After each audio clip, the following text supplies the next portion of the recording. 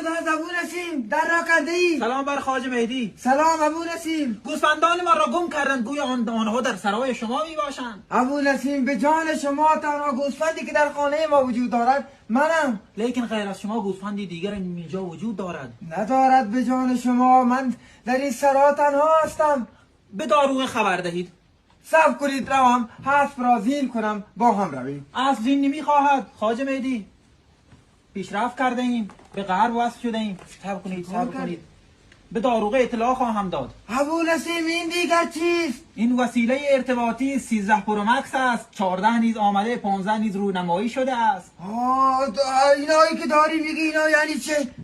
تو دیگر علم و بی سواد خبر نداری. تو چه میدانی؟ برو اسب را زین کرده. وای بر تو ابو نسیم، غرب زده شده ای، غرب گرایی میکنی، پیشرفت دیگر چیست؟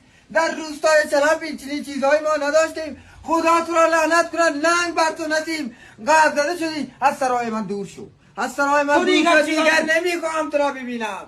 من بر والی خبر خواهم داد چنین علم و بی سوادی در روستای چلم حسب باید گردد. گم شوید، خدا شما لعنت کنه. لعنت بر شما بی علم.